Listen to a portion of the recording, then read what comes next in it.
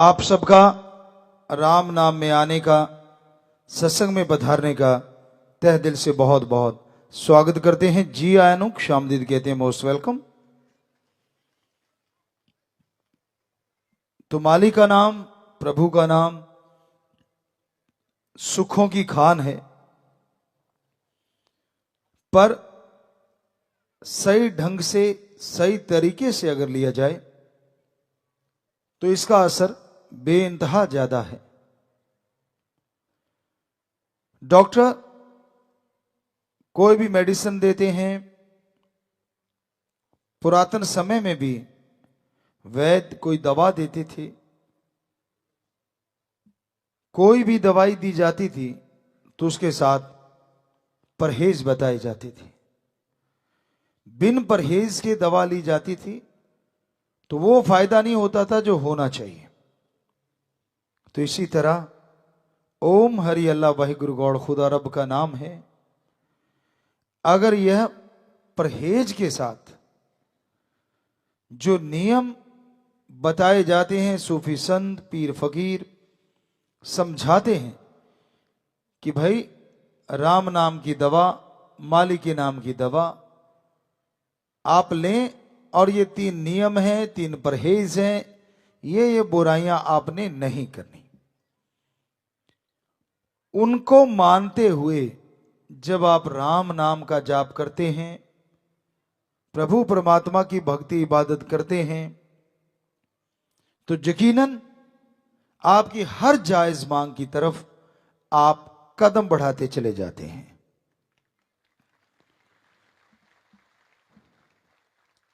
कई बार इंसान कहता है कि यह मांग तो मेरी जायज थी, पूरी क्यों नहीं हुई?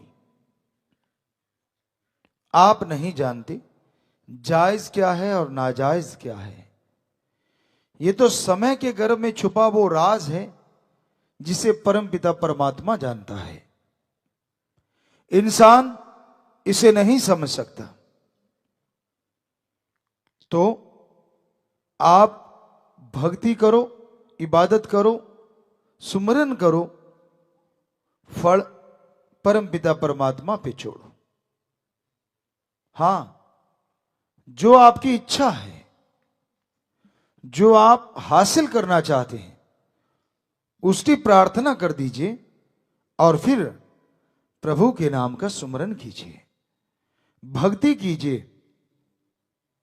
अगर फिर भी वो आपकी मांग पूरी नहीं हो पा रही तो हो सकता है आपके लिए उसमें कुछ नुकसानदायक हो सकता है जिस समय आप उतावलापन कर रहे हैं वो आपके अनुकूल ना हो। इसलिए वो अपने हिसाब से हर चीज को जरूर करता है अगर कोई भक्त उसकी भक्ति इबादत करता है। पर समय का प्रतिकूल प्रभाव पड़ेगा या अनुकूल पड़ेगा, ये तो राम जी को पता है। उदाहरण के तौर पे छोटे बच्चे हर चीज में हाथ मारते हैं, हर चीज मांगते हैं, मैं ये भी ले लूं, मैं वो भी ले लूं। क्या दहकता अंगार आप अपने बच्चों के हाथ में दे देंगे?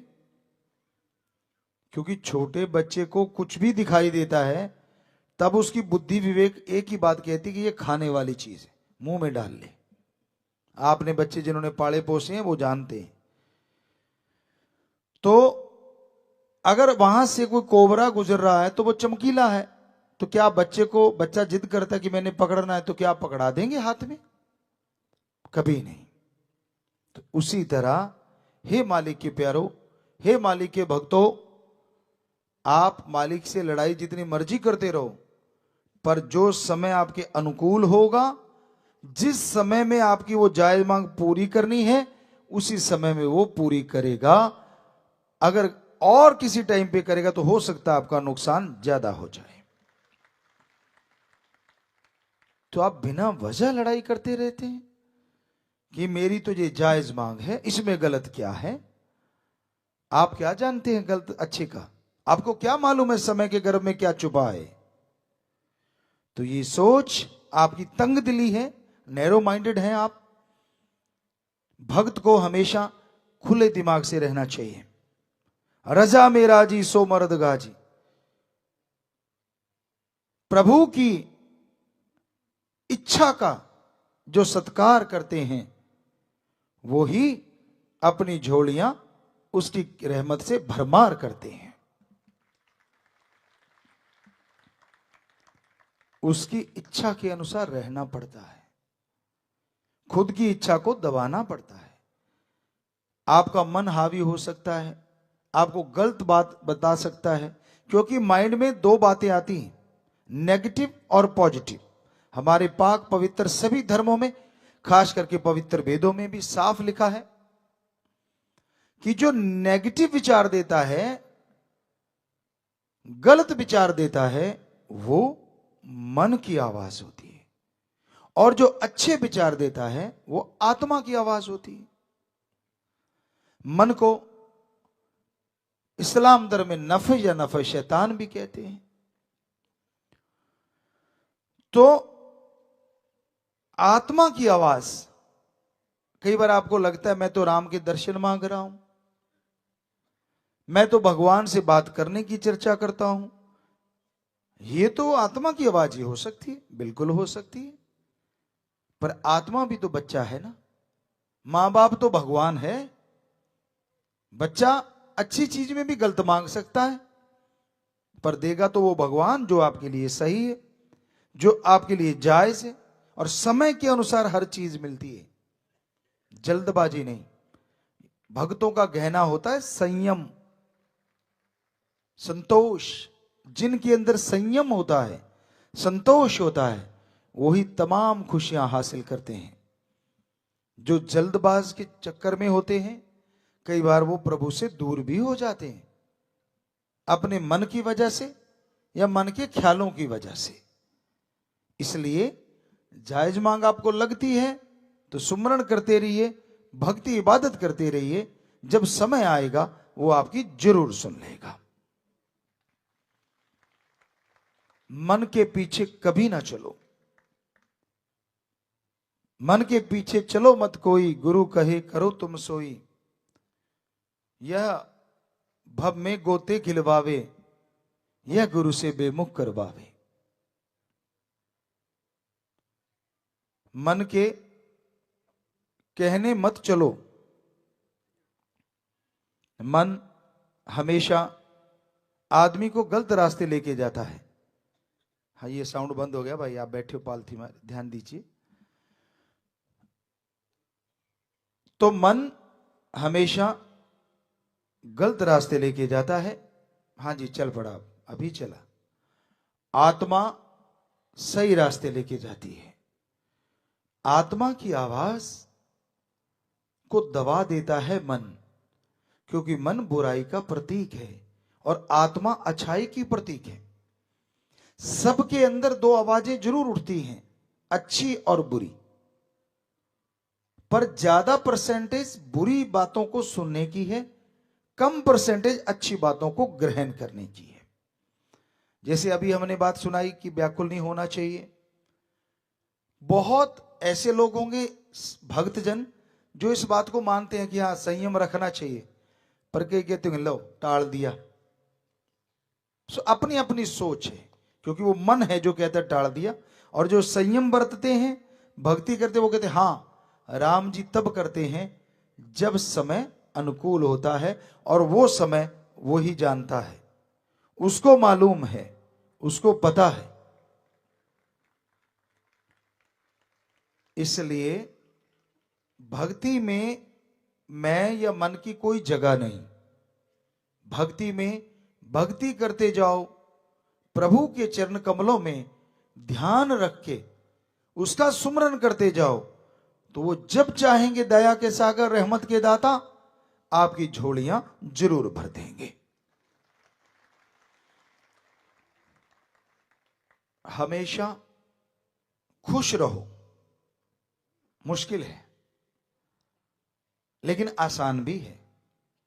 मुश्किल है जो काम वासना, क्रोध, लोभ, मोह, अहंकार, मन और माया के गुलाम हैं, उनके लिए। क्या भक्त भी इनका गुलाम हो सकता है? जी हां, हो सकता है। ये कोई छोटी मोटी चीजें नहीं है।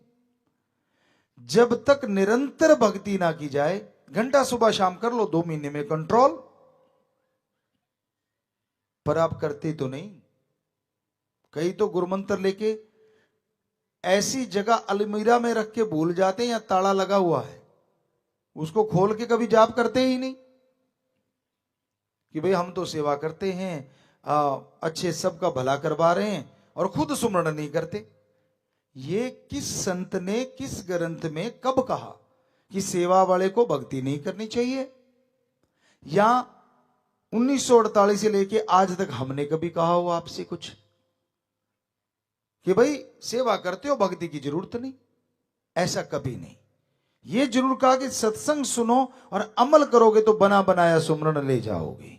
ये तो बोला बहुत बार, आज भी बोल रहे हैं, क्योंकि अमल करोगे तो, सुन लिया इधर से, सुना इधर से पार, तो वो पत्थर बन जाता है जो पानी में रहता है, किसी का पैर तो नहीं जलाता, लेकिन जो खुशी मिलनी चाहिए उससे वंचित रह जाता है।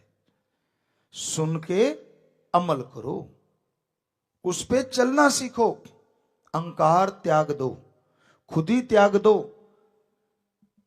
दीनता, नम्रता, संयम, संतोष और भक्ति, बेगर्ज प्रेम, निस्वार्थ भावना से सेवा, ये भक्तों के वो गहने होते हैं जिससे सजने पे वो राम जी जल्दी दर्शन देते हैं।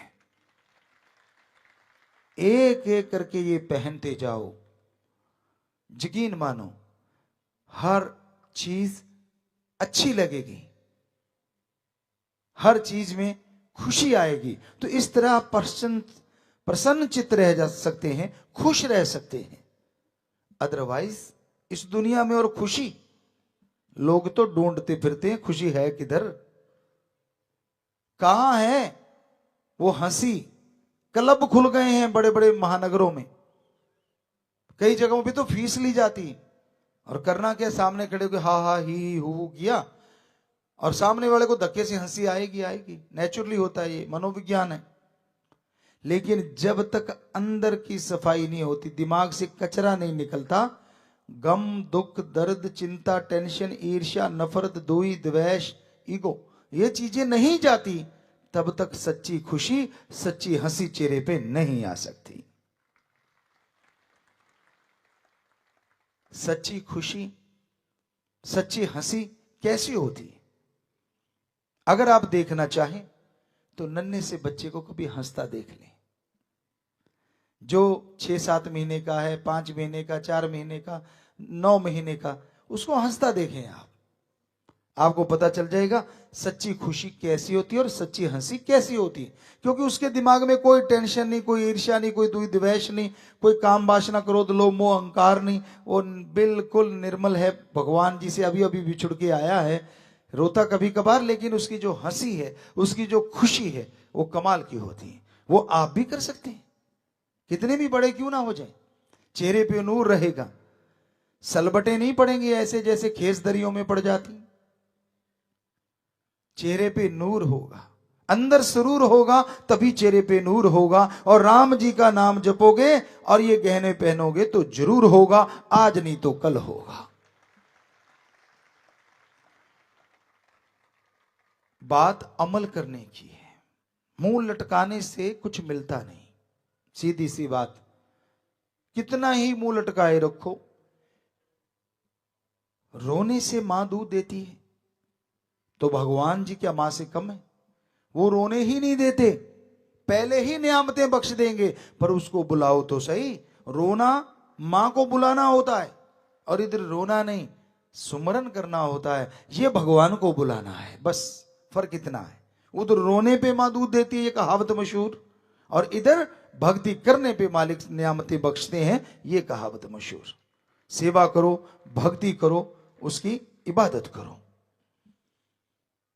बैठे बिठाए कुछ हासिल नहीं होता, आप रूठते रहिए, आप मुंह लटकाते रहिए, कुछ मिलने वाला नहीं। कहते जी गम ही इतने हैं, चिंता इतनी है। क्या आपकी चिंता करने से किसी काम में सफलता मिलती है? अगर हां तो सारे परिवार को चिंता पे बिठा दो। सफलता 2 दिन वाली 1 घंटे में मिल जानी चाहिए। आप आजमा के देख लो, बल्कि और काम खराब हो जाएंगे। तो जितनी चिंता, जितनी टेंशन आप करते हो, उतने ही आपके अंदर नेगेटिविटी आती है। फ्रेश माइंड रहो। एक भजन हमने, इन 800 भजन जो हमने बनाए, 800 से ज्यादा ही होंगे, उसमें एक भजन भी है ऐसा। अभी हमें उसका वो लाइन जो है, वो शब्द ध्यान में नहीं आ रहे, लेकिन उसमें यही था कि इंजॉय, कुछ भी हो रहा है वो राम जी की रजा में हो रहा है, भगवान जी की रजा में हो रहा है, तो मस्त रहो और टेंशन ना लो। जो होना है वो होगा, होके ही रहेगा। तो आप कैसे रोक लोगे उसे? और फिर मस्त क्यों नहीं रहना चाहिए? आप भक्त हैं, राम नाम से जुड़े हैं, टेंशन फ्री तो अपने आप ही है। जो छोड़ो मालिक पे छोड़ दो, तू जाने तेरा काम, मेहनत मैं करूंगा बाकी करेगा राम, तू जाने तेरा काम। बस इतना सा कहना। लेकिन नहीं, आप टांग घुसेड़ते, राम जी को क्या पता, मुझे ही पता है। जब ज्यादा घुसेड़ते हो तो वो उसमें थोड़ा बड़ भी पड़ जाता है, फिर टेंशनें शुरू हो जाती। आपका काम मेहनत करना है, दिन रात एक कर दो, मेहनत में लगे रहो, सुमरन भी करो, सेवा भी करो, और आपका जो भी बिजनेस, व्यापार, काम धंधा है, मेहनत की कमाई, हक हलाल की रोजी रोटी, वो करके खाते रहो। तो यकीनन आप हमेशा खुश रहेंगे। तो कुछ एक सवाल भी आपके आए होंगे, तो इसके साथ साथ उनसे भी बात कर लेते हैं। हाँ जी, वो भजन सामने सेवादारों ने निकाला, वो क्योंकि राम नाम लो सुबह इंजॉय, जिंदा हूं मैं आज करो इंजॉय। बस सोच के देखो, राम नाम जपो और इंजॉय करो। आज मैं जिंदा हूं, सुबह उठ के ये देखो, और ये भी इंजॉय करने के लायक है कि आज मैं जिंदा हूं, बहुत बड़ी बात है। और अगली लाइन है, करो दिन भर अच्छे काम इंजॉय, खाओ पियो मस्त रहो इंजॉय, सोते टाइम राम नाम इंजॉय, गम चिंता को कर दो then bye bye enjoy enjoy. तो ये भजन हमने अभी याद किया था, तो क्योंकि सेवादारों ने स्कैन किया हुआ है उन चीजों को, तो अच्छा है, बहुत ही अच्छा भजन है ये। आज के युग का भी है। तो कहने का मतलब, आपके कहने से ऐसा कुछ होने वाला नहीं, होना वो है जो राम जी ने लिख दिया। तो कुछ एक सवाल उधर से पढ़ते हैं कि जो लगता है कि जरूरी है आज समाज के लिए। हाँ जी, अगर आए हैं तो पढ़ के सुना दीजिए जी। धन सदगुरु तेरा ही आसरा। पहला सवाल है, गुरु जी पवित्र ग्रंथों में जो राम शब्द आता है वह कौन सा राम है? राम वैसे तो 4 हैं सूफियत के अनुसार। एक राम दशरथ घर डोले, एक राम गटगट में बोले, एक राम का सगल पसारा, एक राम त्रिगुण से न्यारा। एक राम विष्णु जी के अवतार श्री राम जी हुए हैं, राजा दशरथ जी के बेटे। एक राम मन है, जिसकी चर्चा अभी कर रहे हैं। आपने सुना होगा पुराने टाइम में, आज के बच्चे तो नहीं कहते मेरा मन ही राम नहीं मानता। तो वो हकीकत है कि मन को भी धर्मों में कहीं राम का दर्जा भी दिया गया। ये बड़ा पावरफुल है, आसानी से नहीं मानता। जो आदत के स्वामी आप बन गए, वो जल्दी से छोड़ोगे नहीं। और तीसरा राम सगल पसारा, काल महाकाल त्रिलोकी ना, जिसने सारी त्रिलोकियों का बाहरी रूप बनाया है। और चौथा राम त्रिगुण न्यारा राम, रजो तमहो सतो, 3 गुणों से इंसान की पहचान, और तीनों का से जो महान वो है ओम, एक ओंकार, अल्लाह ताला, ला इलाहा इल्लल्लाह, एक ही अल्लाह, और द सुप्रीम पावर गॉड, एक गॉड। तो वो राम, उसको राम कहा जाता है। तो इस तरह राम की व्याख्या आपको बताई। अगला सवाल है, गुरु जी क्या स्वर्ग नरक इस जमीन पर भी है या कहीं और है? हमें लगता दोनों जगह है। यहां पे भी कर्म अगर गलत करता है आदमी, दुखी रहता है, परेशान रहता है, सब कुछ होते हुए भी कंगाल रहता है, टेंशन में, दुख में, बीमारी में, परेशानी में लाचार रहता है, तो एक तरह से नरक का कुछ हिस्सा वो यहां भोग रहा है। और दूसरा ऊपर रूहानी मंडलों पे हकीकत है, वहां आत्मिक तौर पे शरीर नहीं जाते, सिर्फ आत्मा के लिए वहां निश्चित है। जैसे कर्म यहां किए, जो नहीं भोग पाए, जो मुआफ नहीं हो पाए, राम नाम नहीं जपा, तो वहां आगे भी भोगने पड़ते हैं। और अच्छे कामों के लिए यहां भी अब सुख है, ऐशो आराम के साधन मिल जाते हैं, एक तरह स्वर्ग का हिस्सा है। और आगे आत्मा को अच्छे कर्म से, पुण्य से स्वर्ग मिलता है, लेकिन मुक्ति राम नाम से मिलती है, और कोई तरीका नहीं। अल्लाह वाहिगुरु गॉड खुदा रब का नाम लेना पड़ता है। गुरुजी, क्या ईर्ष्या नफरत धर्मों की देन है? जी नहीं, ये इंसान की देन है, मन शैतान की देन है। अगला सवाल है, गुरुजी आत्मा क्या है, कैसे पैदा होती है और कैसे यह खत्म होती है? आत्मा मालिक के परमात्मा ओम हरि अल्लाह वाहिगुरु गॉड का एक अंश है, एक नूर का कण है, और ये खत्म नहीं होती। ये मालिक में समा सकती है जब कोई भक्ति इबादत करता है, पर उसकी पहचान वहां भी बनी रहती है। मालिक के भी अंदर समा के भी वो एक पहचान रखती है। गुरुजी, जब भी पीर फकीर इस धरा पर आए, मौके की हुकूमत ने उन पर जुल्म ढाए, बेशक बाद में उनको भगवान की तरह पूजा जाता है। क्या कभी ऐसा भी समय आएगा जब मौके की हुकूमत मौके के पीर फकीरों का सम्मान करेगी? समय का जो राजा है वो ओम हरि अल्लाह वाहिगुरु राम है। तो आज हम कुछ बोल रहे हैं वो गलत है, वो जानता है।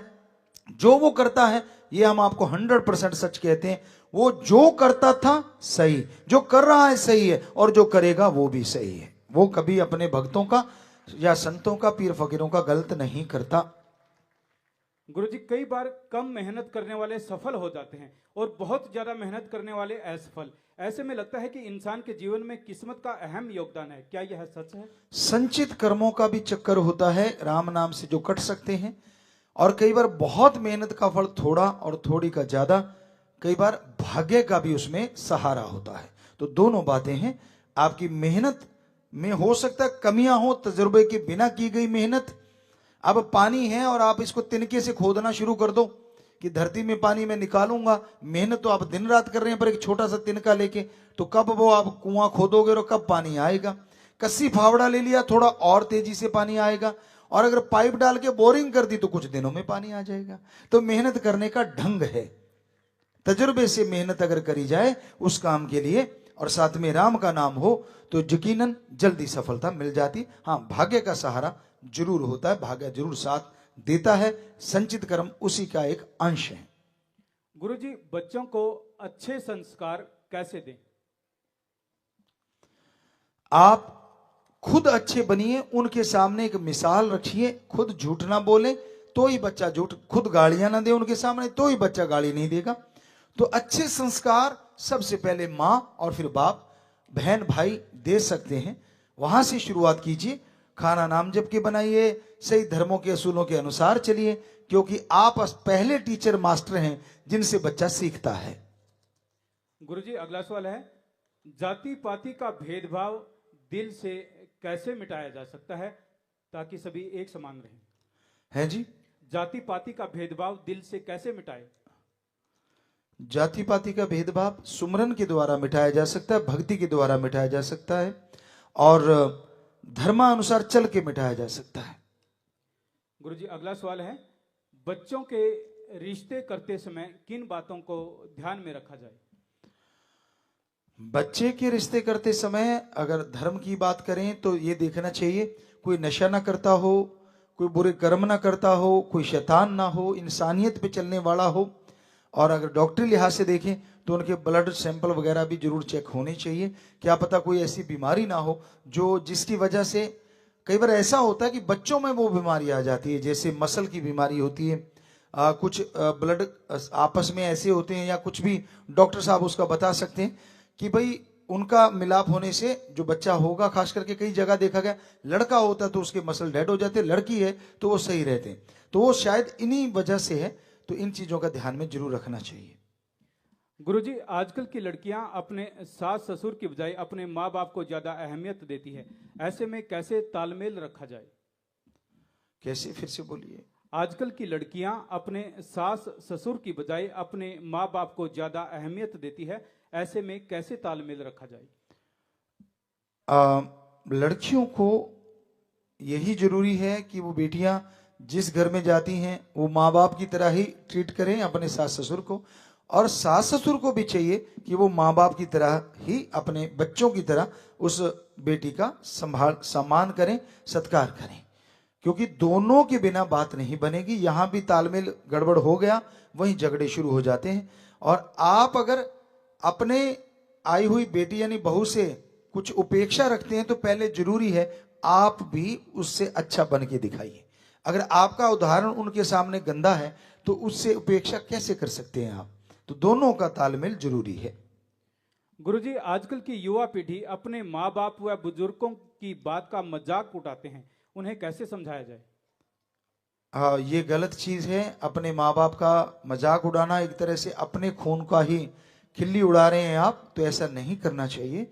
बल्कि सुमरण से, भक्ति से, इबादत से आप सत्कार करना सिखाइए। राम नाम के बिना हमें नहीं लगता कोई बच्चा ज्यादा समझ पाएगा। और दूसरी बात, आप टाइम नहीं देते बच्चों को शुरू से, तो वो कहीं ना कहीं इरिटेट होके सही संस्कार ना देने की वजह से आपके खिलाफ हो जाते हैं। तो हमें लगता है बचपन से बच्चों को अच्छे संस्कार दो, आप अपने माँ बाप की इज्जत उनके सामने करते रहो, यकीनन आपसे ही वो सीखेंगे।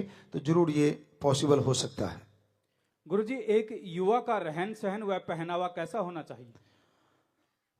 एक युवा पहनावे का तो कहते हैं ना, एक कहावत है पुराने समय में, पंजाबी में कहावत थी, पहनिए जग पौंदा ते खाइए मन पौंदा।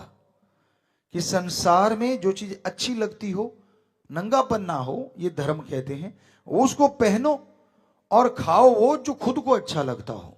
दुनिया में तो क्या पता किसको क्या चीज अच्छी लगती है। आपके शरीर के लिए हो सकता है साइड इफेक्ट करती हो, एलर्जी करती हो।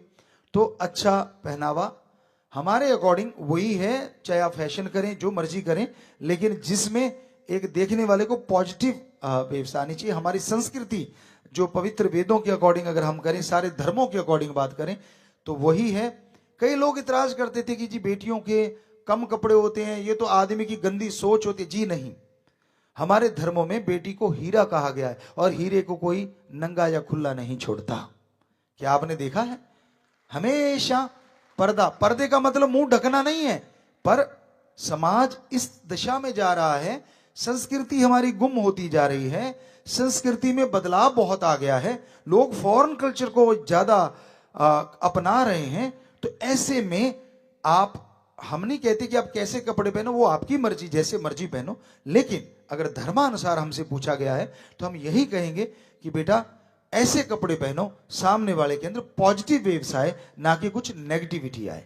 आप अगर उकसाते हैं तो दूसरा भी गलत है ही, मान लीजिए। आप कहते हैं गलत को गलत ख्याल आता है, मानी बात, लेकिन आप और उकसाने का काम क्यों करते हैं?